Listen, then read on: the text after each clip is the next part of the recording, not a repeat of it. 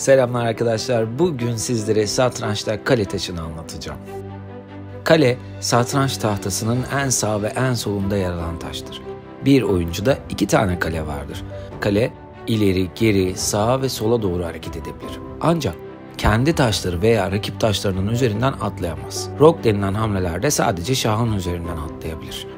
Kale, satrançtaki en güçlü taşlardan biridir. Bir seferde birden fazla kare hareket edebildiği için oyunun erken dönemlerinde tahtada hızlı bir şekilde yayılabilir ve baskı oluşturabilir. Ayrıca şahı korumak için de kullanılabilir. Şimdi satranç tahtasına geçelim ve kale ile oyunumuzu oynayalım. Evet arkadaşlar, tahtamıza geçtik. Şimdi kaleyi de öğreneceğiz. Daha önce piyonları öğrenmiştik, atları öğrenmiştik, filleri öğrenmiştik ve bakın 2 tane de kalemiz var.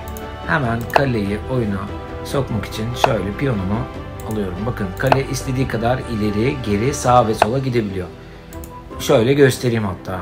Bakın buradan buraya kadar gidebiliyor. Buradan buraya kadar gidebiliyor. Eğer önü boş olursa ileriye doğru da gidebiliyor istediği kadar. Bakın şuraya getireyim ve atını tehdit edeyim. Yani bu hamlede çok iddialı bir hareket olmaz ama çünkü ben atını yersem o da piyonuyla benim kalemi yer. Kaleyi şöyle sol tarafta tutayım. Oyunun daha sonraki aşamalarında ben kaleyi aktif bir şekilde kullanmayı düşünüyorum. Şimdi atımla oynayayım. L yaptım atımla.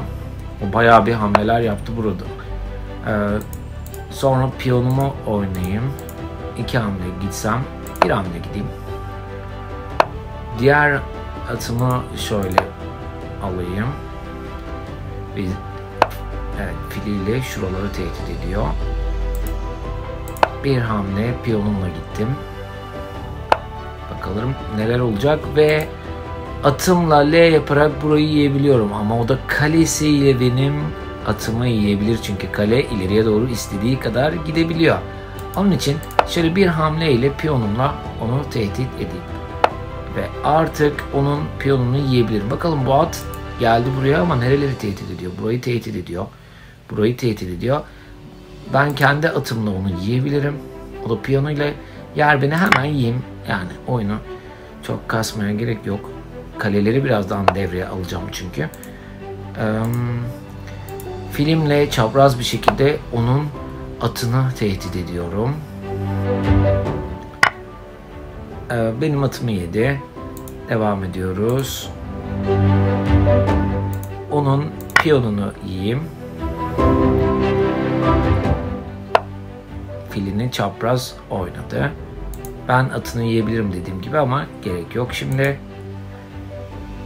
devam edeceğiz. L yaparak nereye gelelim? L yaparak buraya gelmeyelim. Buraya gelsek olmaz. Şöyle olmaz. Şuraya gelsek. Şuraya gelelim. Fil çapraz gidiyor biliyorsunuz ve filmi tehdit ediyor bakın L şeklinde. Çapraz oynayarak şuraya geleceğiz. Daha demin aslında buraya gelecektik. Evet, piyonunu oynadı. Biz de şu piyonumuzu ileri oynasak şuraya, evet ileri oynayalım, çapraz bir şekilde onu yiyebiliriz eğer yerse atıyla. Şöyle. Atımızı şöyle bakın buraya alacağım ve onun vezirini tehdit edeceğim. Buraya kadar getirdim atımı. At merkezi alanlarda olursa çok iddialı oluyor biliyorsunuz ve çok güzel bir hamle alanı açıldı bana. Bakın atımla şöyle L yapacağım. Şah çektim. Şahını çekmek zorunda ve kalesini yiyorum. Rakibin çok güçlü bir taşı, kalesini yedim. Birazdan tabii ben de kalelerimi oyunun içine alacağım. Şöyle ne yapabilirim? Tekrar buraya geleyim. Onun filini tehdit edeyim. O orada kalsın. Şöyle arkadaşlar bakın. Kalemi artık yavaş yavaş oyuna sokabilirim. Şuradaki piyonu tehdit ediyorum. Piyonumla onun filini yiyorum çapraz bir şekilde. Bakalım ne oynayacak. Tabii rakibimizin hareketlerini de sürekli takip etmemiz gerekiyor. Ben bunu yersem şu anda o da gelip bunu yiyecek. Bakın hemen bir önlem aldım. Atımla neler yapabilirim? Atımı şuraya getireyim. Şu fili tehdit edeyim bakın. L yaparak geldim. Onu tehdit ediyorum ve onun filini yiyorum arkadaşlar. Bakın filini yiyorum. O da atla benim atımı yiyebilir ama bunu da unutmuyorum. Başka ne yapabilirim? Şuradan şah çekebilirim. Bakın. Çok güzel. Şimdi kalemi buradan da biraz oyuna sokmaya çalışayım. Kalesini çekti. Çok güzel. Ben onun şuradaki piyonunu yiyebilirim. Bakın kaleyi ilk defa iddialı bir şekilde oyuna sürüyoruz. İstediği kadar ileriye doğru gidebiliyordu. Evet, çok güzel oldu bu. Ve temizleyeyim buraları, bakın istediği kadar sağa sola yana gidebiliyor. Bakın burayı da temizledim. Evet, hemen kaçırayım çünkü yanlış hamle olabilir. Bazen dikkatli olmam gerekiyor. Şuraya getireyim. Bakın bunu tehdit ediyorum. Evet, şimdi şöyle bir şah çekeceğim. Bakın şah çektim. Kaçırmak zorunda bunu. Bakayım burada başka ne yapabilirim. Ve bakın L yaparak burayı yiyorum. Filini yedim. Kalemle yine şah çekip yanlış oldu. Biraz acele ettim. Neyse. Rakip fark etmedi bunu. Ve bakın kaleyle rakibin piyonunu yiyorum. Ama yiyebiliyorum ama o da veziriyle bunu yer. Buna da dikkat etmem gerekiyor değil mi? Evet. Başka neler yapabiliriz? Şöyle gelelim bakalım. Bunu oynayamayız. Buradan şöyle bir şah çekeyim. Hem fili hatırlayalım bakalım. Çapraz. Buraya getirdiğimde şöyle bir şah çekmiş oluyorum. Kaçırması gerekiyor. Buraya gelemez. Ve arkadaşlar kalemle onun vezirini yiyebilirim. Çünkü vezir çok daha güçlü bir taş. Vezir her yöne gidebiliyor. Kale bir tek ileri, geri, sağa ve sola gidebiliyor. Çapraz gidemiyor. Onun için bu risk alınır diyorum ve şah çektim. Ve bu kalemi de artık vezirin zaten şahıyla benim kalemi yiyemezdi. Çünkü fil buradan destekliyordu. Şurayı da temizleyeyim mi? Hayır, temizlemeyeyim çünkü bunu alırsam kalesiyle yiyebilir beni. Şuraya gelin. Şah çekmiş oldum bunu buradan çekerek ve buradaki bu piyonu da yiyorum arkadaşlar.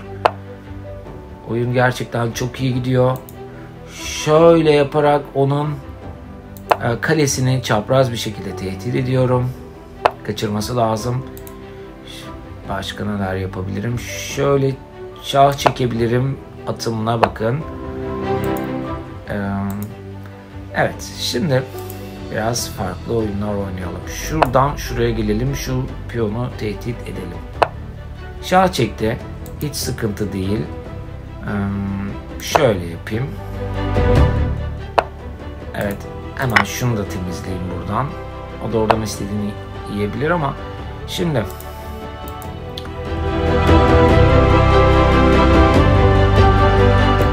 bunu şöyle şah çekebilirim. Evet. Bunu buradan artık uzaklaştırmam gerekiyor. Şuraya alayım. Atıyla geldi. Ben kalemle şurayı yiyeyim ve şah çekiyorum. Bakın kalemle. Şah çektim. Evet. Bunu yememesi için ne yapabilirim? Ve oyunu bitirebilirim aslında arkadaşlar bu aşamada. Şöyle bakın vezirimi buraya çektiğim anda oyun biter. Çünkü bu şahının buraya da hamlesi kalmaz. Ama kalemle biraz daha oynamak istiyorum. Şöyle kalemi buraya alsam.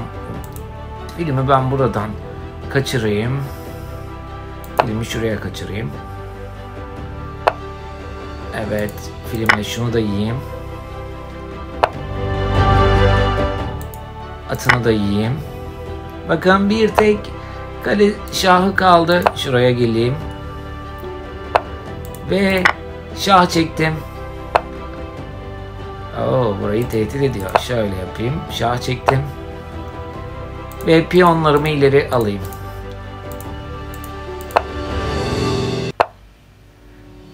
Piyonlarımı ileri alayım. Bir kale daha olsun. Son sıraya geldiğimde biliyorsunuz kaleye dönüştürebiliyordum. Evet, kale yaptım onu da.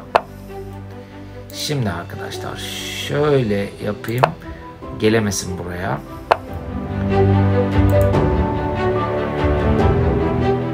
Şöyle yapayım. Şahımı çekeyim. Şöyle yapayım. Bakın artık şu sıralara gelemez 2 tane kalem var.